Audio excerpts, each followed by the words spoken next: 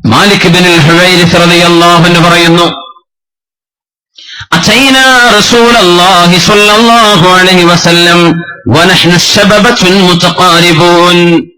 ഞങ്ങൾ മുത്തുനബിയുടെ ദർശനത്തിലേക്ക് ചെന്നു, മുത്തുനബിയെ കാണാൻ വേണ്ടി ചെന്നു. ഞങ്ങൾ അന്ന് ചെറുപ്പക്കാരാണ്.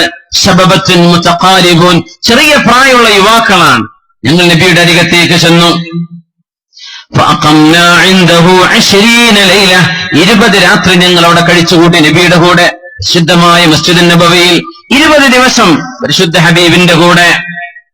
ഫളന്നാ അന്നാ ഇസ്തഖ്നാ അഹ്ലനാ, ഞങ്ങൾ ചെറുപ്പക്കാരല്ലേ, മുത്തുനബിക്ക് തോന്നി ഞങ്ങൾക്ക് ഞങ്ങളുടെ കുടുംബത്തെ കാണാനൊക്കെ വല്ലാത്ത ഇഷ്ടമായിട്ടുണ്ടെന്ന് നബി ഞങ്ങളെ കണ്ടപ്പോൾ ബോധ്യമായി.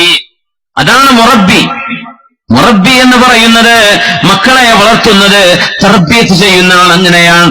ശിഷ്യന്മാരുടെ മുഖം കണ്ടാ മനസ്സിലാവും എന്താണ് പ്രശ്നമെന്ന്. മുത്തുനബി ചോദിച്ചു, നിങ്ങൾക്ക് കുടുംബത്തെ കാണാൻ ഇഷ്ടമായല്ലേ? ഞങ്ങൾ ഓരോരുത്തരോടും ചോദിച്ചു, ആരൊക്കെയാ വീട്ടിലുള്ളത് എന്ന്.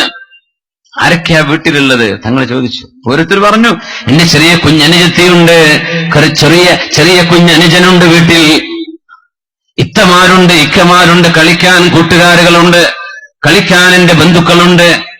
അവരൊക്കെ കാണാൻ 20 ദിവസമായില്ല നബിയെ, ഞങ്ങൾക്ക് അവരെ കാണാൻ കൊതിയുണ്ടോ എന്ന് നബിതങ്ങൾ മക്കളോട് അങ്ങോട്ട് ചോദിച്ചതാ. കാണാൻ നിങ്ങൾക്ക് കൊതിയുണ്ടോ മക്കളെ? ഉണ്ട് നബിയെ, ഞങ്ങൾക്ക് വീട്ടിലേക്ക് പോവാൻ ആഗ്രഹമുണ്ട്. പക്ഷെ എങ്ങനെയാ നബിയോട് പറയാ? തങ്ങളോട് പറയും മുമ്പേ ഇങ്ങോട്ട് നബി ചോദിച്ചു, നിങ്ങൾക്ക് വീട്ടുകാരെ കാണാൻ കൊതിയുണ്ടല്ലേ? ഇർജിഉ ഇലാ അഹ്ലീകും ഫഅല്ലിമൂഹും വമുറൂഹും വസല്ലൂ കമാ റഅയ്തുമൂനി ഉസല്ലി. വീട്ടിൽ പോയിക്കോളൂ എല്ലാരും, 20 ദിവസമായില്ലേ, ഇനി വീട്ടിൽ പോയിക്കോളൂ. വീട്ടുകാരൊക്കെ ഒന്ന് പോയി കാണിന്, ഉമ്മയെ ചെന്ന് കാണണം, ബാപ്പയെ ചെന്ന് കാണണം.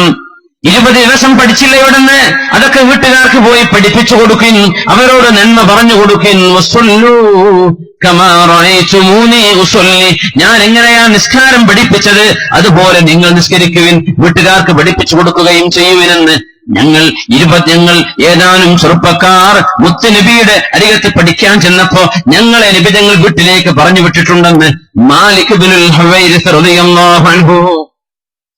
കുടുംബബന്ധം അങ്ങനെയാ. ലീവൊന്നും കൊടുക്കാതെ ജോലിക്ക് നിർത്തുക, അങ്ങനെ ചെയ്യരുതെന്ന്. അവർക്ക് കുടുംബല്ലേ, കുടുംബത്തെ പോയി കാണട്ടെ. ലീവ് കൊടുക്കാതെ പിടിച്ചേക്ക, 2 കൊല്ലം കഴിഞ്ഞ 10 ദിവസം ലീവ് വരുള്ളൂ എന്നൊക്കെ പറയാം. അങ്ങനത്തെ മുതലാളിമാരൊക്കെ ഉണ്ട്, ഇവിടെയും അബ്രോഡും പുറത്തൊക്കെ ഉണ്ട്.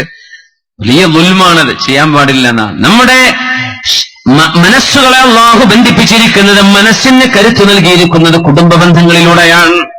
ഉമ്മയെ കാണുമ്പോഴുള്ള ആശ്വാസം, ഉപ്പയെ കാണുമ്പോഴുള്ള ആശ്വാസം, ജ്യേഷ്ഠാനുജന്മാര്, അനുജത്തിമാര്, ജ്യേഷ്ഠത്തിമാര്, ഭാര്യയെ, മക്കളെ കാണുമ്പോൾ മനസ്സിന് വരുന്നൊരു ധൈര്യം, ആ ധൈര്യമാണ് മുന്നോട്ട് പോകാനുള്ള പോസിറ്റീവ് എനർജി നൽകുന്നത്.